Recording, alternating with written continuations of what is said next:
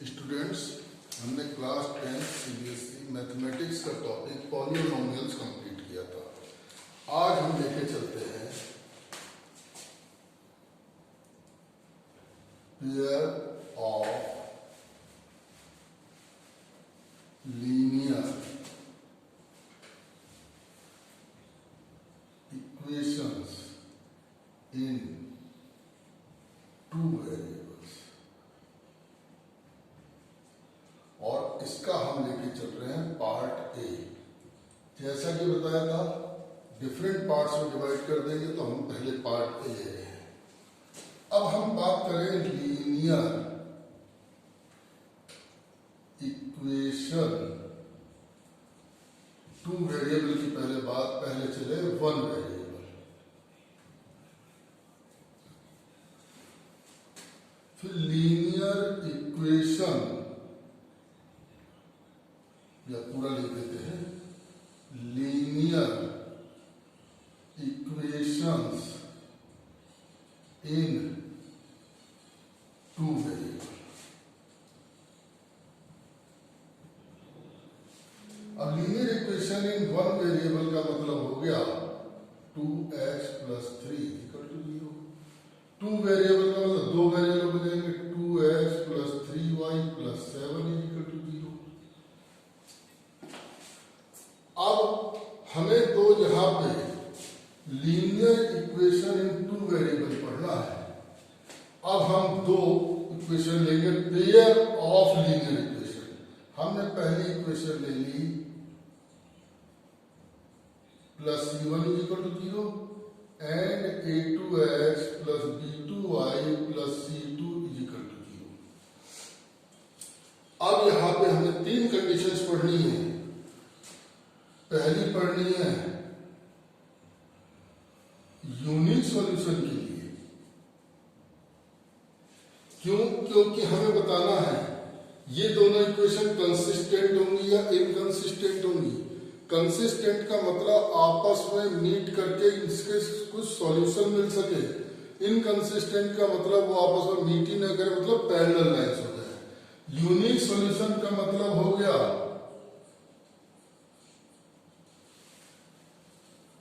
Consistent. Unique solution का मतलब हम ये भी कह सकते हैं intersecting at a single point only. अब इसके लिए कंडीशन क्या होगी? a1/a2 = b1/b2। यूनिक सॉल्यूशन किसी एक पॉइंट पे मीट कर रही है, कंसिस्टेंट होंगी। कंडीशन है a1/a2 = b1/b2। सेकेंड बात करते हैं हम, नो सॉल्यूशन हो। नो सॉल्यूशन कब होगा? जब रिप्रेजेंट करेंगी पैरेलल लाइंस को, और यहां हम कहेंगे इनकंसिस्टेंट है। इसके लिए condition a1/a2 = b1/b2 is not equal to c1/c2। यह आ गया हमारे पास। थर्ड कंडीशन है इनफाइनाइट मेनी सॉल्यूशन।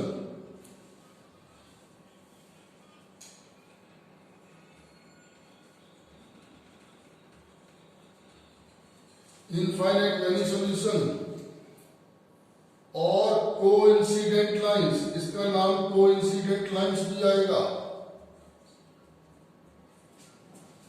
ये होगा कंसिस्टेंट। इसके लिए कंडीशन है a1/a2 = b1/b2 = c1/c2। अब हम इसी की बात करें कि a1/a2 = b1/b2 = c1/c2। Infinite many solution कैसे है? मैंने कहा एक इक्वेशन है 2x + 4y = 3। दूसरी इक्वेशन ले ली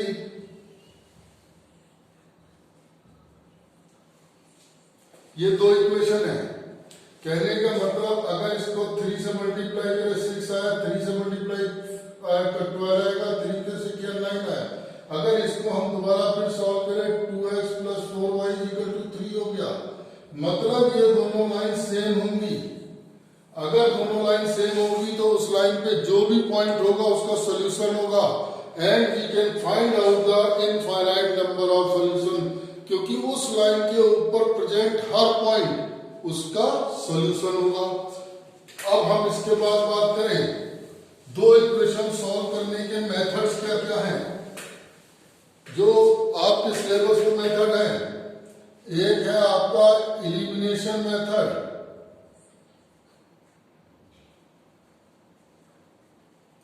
इस पे क्वेश्चन मार्क लेंगे। एलिमिनेशन मेथड क्या है? पहली इक्वेशन से x की वैल्यू निकालेंगे या y की वैल्यू निकालेंगे। हम मान लेते हैं x की वैल्यू निकाल रहे हैं, पहली इक्वेशन की x की वैल्यू निकालेंगे और दूसरी इक्वेशन में डाल देंगे। सब्स्टिट्यूशन मेथड, सब्स्टिट्यूशन मेथड, पहली इक्वेशन से हमने x की वैल्यू निकाली और दूसरी इक्वेशन में डाल दी और वहां से हमने y की वैल्यू निकाल दी, तो ये तो सब्स्टिट्यूशन मेथड होगा।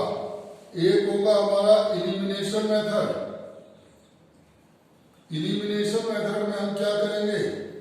सपोज कीजिए ax + by = c है, dx + ey = f है। अब यहाँ पे या तो x के कोफिशिएंट को इक्वल बना दो या y के कोफिशिएंट को, सपोज किया x के कोफिशिएंट इक्वल बना रहे हैं, इसको d से मल्टीप्लाई कर देंगे, इसे a से मल्टीप्लाई कर देंगे, फिर दोनों को साइमल्टेनियस सॉल्व कर लेंगे। तीसरा हमारा आएगा मेथड ऑफ क्रॉस मल्टीप्लिकेशन।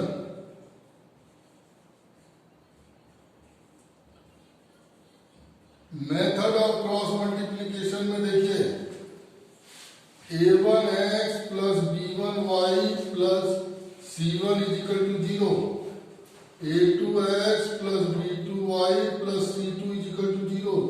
या तो ये कांस्टेंट दोनों इक्वेशन में लेफ्ट हैंड साइड में हो या कांस्टेंट दोनों राइट हैंड साइड में हो। अब यहां पे लेंगे x/y/1/।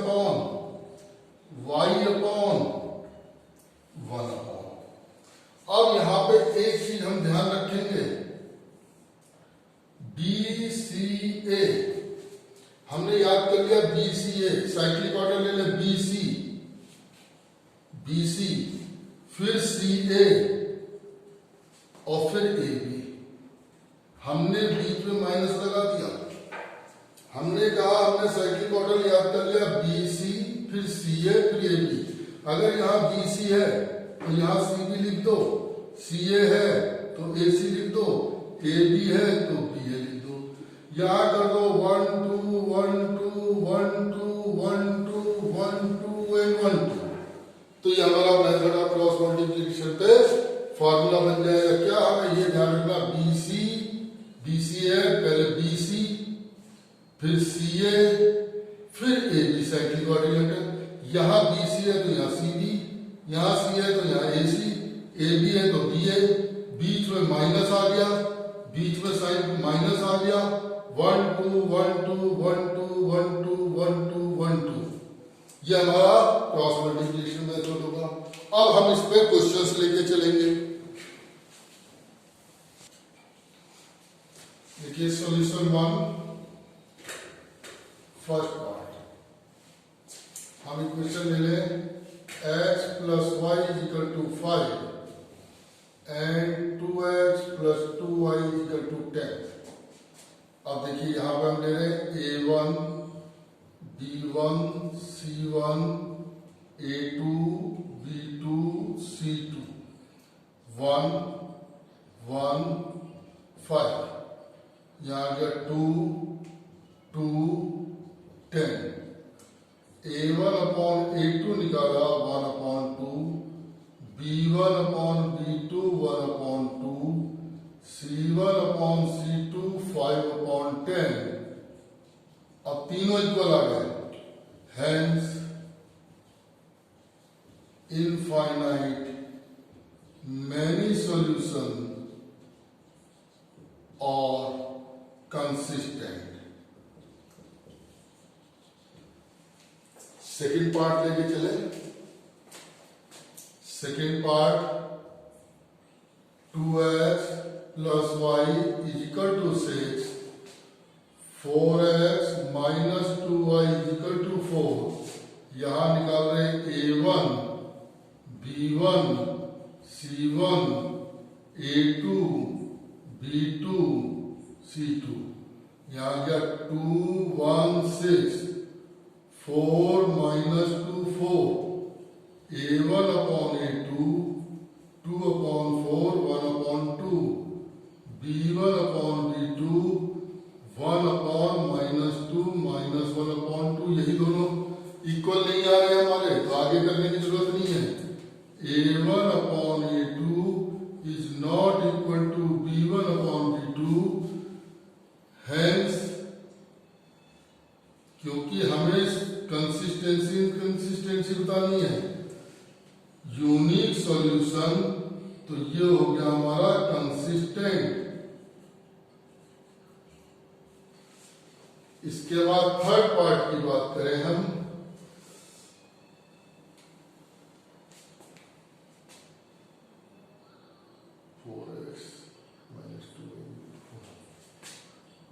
To x minus 2y minus 2 is equal to 0, 4x minus 4y plus 5। अब कांस्टेंट लेफ्ट हैंड साइड में, लेकिन दोनों में लेफ्ट हैंड साइड में कोई प्रॉब्लम नहीं है। a1 b1 c1 a2 b2 c2, 2 minus 2 minus 2 4 minus 4 5, a1 upon a2 2 upon 4 1 upon 2, b1 upon b2 minus 2 upon 4 1 upon 2, और c1 upon c2 minus 2 upon 5। a1 upon a2 is equal to b1 upon b2 is not equal to c1 upon c2। यह आ गया no solution, inconsistent. यहां पे आ गया हमारा inconsistent. अब हम इसका सेकंड क्वेश्चन लेके चलते हैं।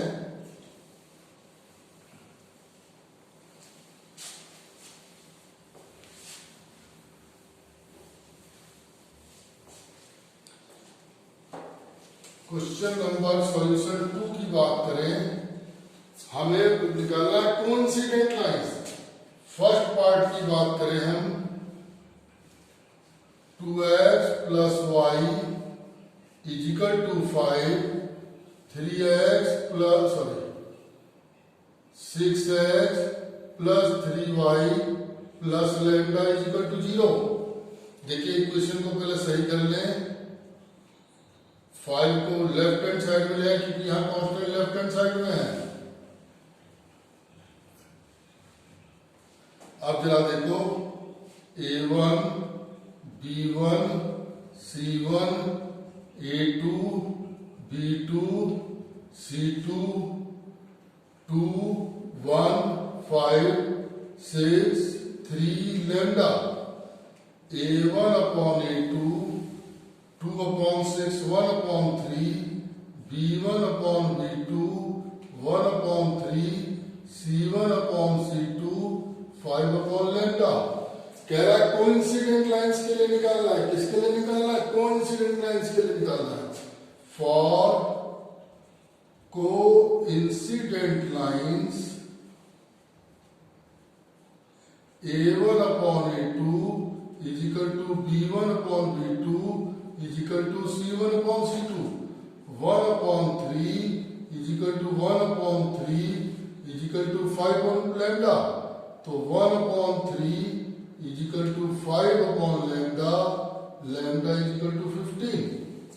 इसी का सेकेंड पार्ट पे आ गए हैं।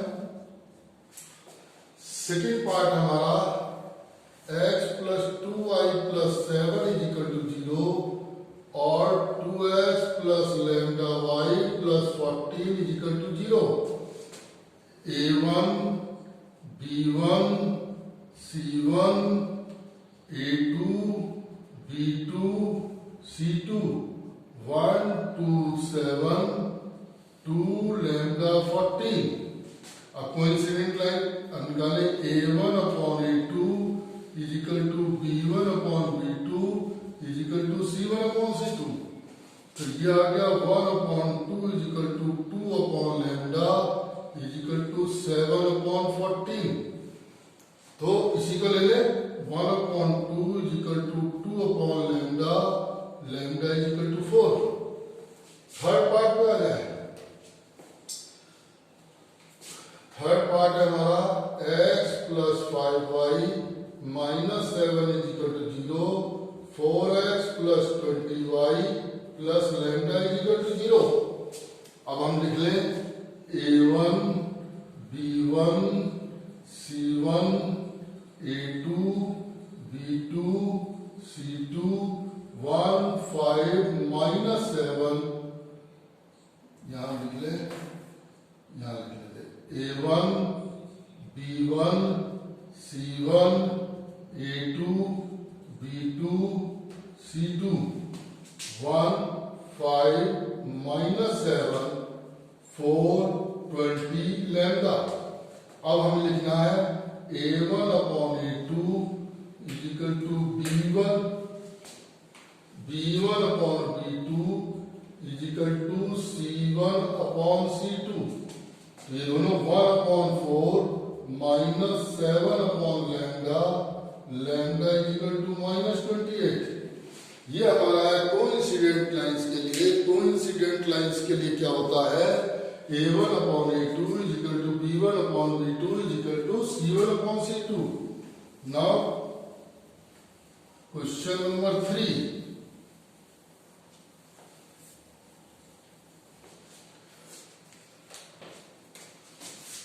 Now solution 3 px plus 3y is equal to 3 12x plus py। अब हम यहां डायरेक्ट निकाले दे रहे हैं A1 अपॉन A2 की वैल्यू निकालें P upon 12, B1 upon B2 की वैल्यू 3 अपॉन P और C1 अपॉन C2 की value 3 upon 6 is equal to 1 upon 2। देखिए क्या कह रहा है, no solution for no solution A1 upon A2 is equal to B1 upon B2 is not equal to C1 upon C2। पहले मैं ले लूं A1 upon A2 is equal to B1 upon B2, P upon 12, 3 upon P, P square is equal to 36, P is equal to plus minus 6। क्या ये दोनों answer होंगे? अब इसकी बात करें at P is equal to 6। अब C1 अपॉन C2 की वैल्यू निकाल रहा हूं मैं। अब देखिए C1 अपॉन C2 कितना है 1 अपॉन 2। अब हम सब में रखते हैं, जरा A1 अपॉन A2 निकालो क्या आएगा, B1 अपॉन B2 निकालो क्या आएगा, C1 अपॉन C2। अगर P की वैल्यू 6 है तो A1 अपॉन A2 आ गया 6 अपॉन 12 1 अपॉन 2। ये आ गया 3 upon 6 is equal to 1 upon 2 और C1 अपॉन C2 हमारा क्या है 1 अपॉन 2 है। हमारा P इज इक्वल टू 6 पे तीनों इक्वल हो गए, लेकिन तीसरा वाला इक्वल नहीं होना चाहिए। Hence P can not be equal two plus 6 and P is equal to minus 6। अब जरा A1 अपॉन A2 की वैल्यू निकालें। A1 अपॉन A2 क्या आया हमारे पास minus 6 upon 12 minus 1 upon 2। B1 upon B2 निकालें 3 अपॉन minus 6 minus 1। C1 upon C2 1 upon 2। यहां आ रहा है A1 अपॉन A2 और B1 अपॉन B2 इक्वल है, लेकिन C1 अपॉन C2 इक्वल नहीं है। Hence P is equal to minus 6। P की वैल्यू 6 नहीं हो सकती, वो रिजेक्ट हो गई है। तो यहां हमारे P की वैल्यू 6 आई और P की वैल्यू minus 6 आई। तो यहाँ देखिए हमने स्टार्ट किया था a1/a2 b1/b2 c1/c2। No solution के लिए a1/a2 b1/b2 c1/c2 इक्वल नहीं है, तो ये हमारा p square equal to 36, p square equal to 36, p equal to यहाँ पे प्लस माइनस 6, यहाँ हमने मान लिया p equal to 6 and p equal to minus 6। p/6 पे a1/a2 b1/b2 c1/c2 निकाल लिया। p इक्वल टू माइनस 6 पे तीनों की वैल्यू निकाली, लेकिन यहाँ पे अगर p इक्वल टू 6 लेते तो तीनों इक्वल आए हैं, लेकिन c1/c2 इक्वल नहीं होना चाहिए। p इक्वल टू 6 रिजेक्ट हो गई और p इक्वल टू माइनस 6 में हमारा c1/c2 इक्वल नहीं आ रहा है। अब हम इसके थर्ड पार्ट पे आए।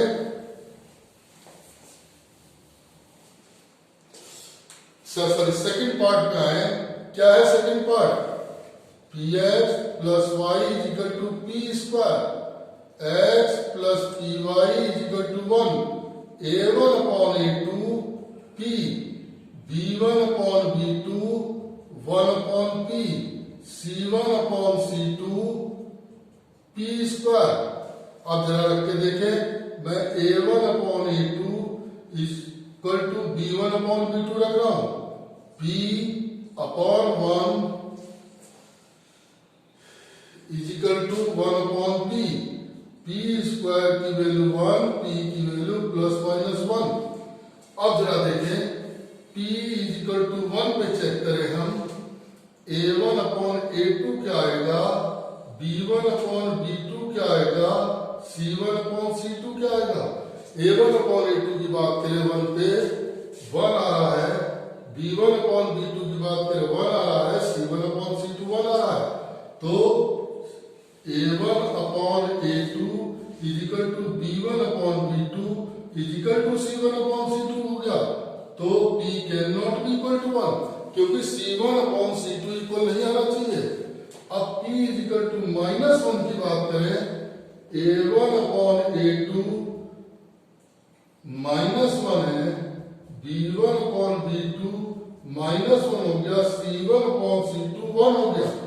यहाँ पे a1/a2 b1/b2 के इक्वल है, लेकिन c1/c2 के इक्वल नहीं है, तो p की वैल्यू हमारी माइनस 1 हो गई। अब हम इसका थर्ड पार्ट लेके चलते हैं।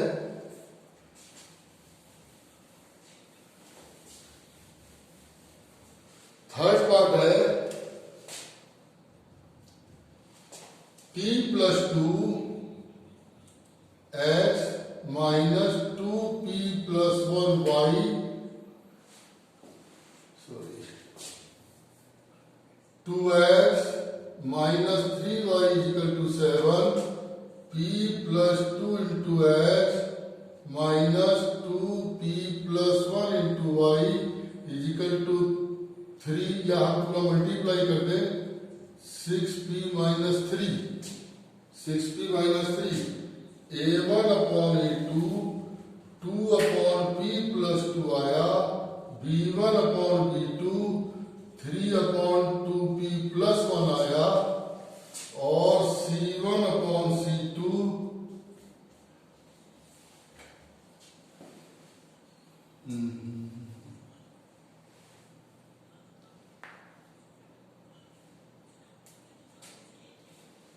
चलिए हमने a1/a2 को b1/b2 ले लें, 2/p plus 2 3/2p plus 1 4p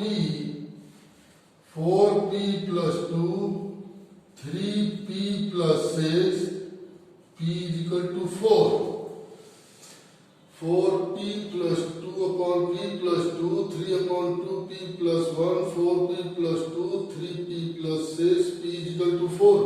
अब हम c1/c2 की बात करें, वो 7/6p माइनस 3 आया, p इक्वल टू 4 रख दें, 6 इंटू 4 माइनस 3 28 माइनस 3 25,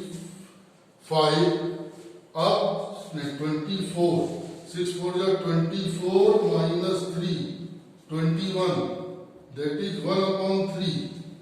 और यहीं पे हम a1/a2 की वैल्यू भी निकाल लें, B1 अपॉन B2 की वैल्यू निकाल लें। A1 अपॉन A2 T की जगह हम रखते हैं, T की वैल्यू कितनी है ये 4, 2 upon 4 plus 2 6, 2 upon 6 is equal to 1 upon 3, यहां रख लें 3 अपॉन 4 2 जा 8 1 9, ये तो सब इक्वल आ गए। P की केवल एक ही वैल्यू आई थी, वही सेटिस्फाई नहीं कर रही है, hence no value of P can be determined, कोई वैल्यू इसकी नहीं निकलेगी। ये यहाँ पे हमारा क्वेश्चन नंबर 3 का थर्ड पार्ट हो गया। अब नेक्स्ट लेक्चर में हम इसके आगे के क्वेश्चंस लेके चलेंगे।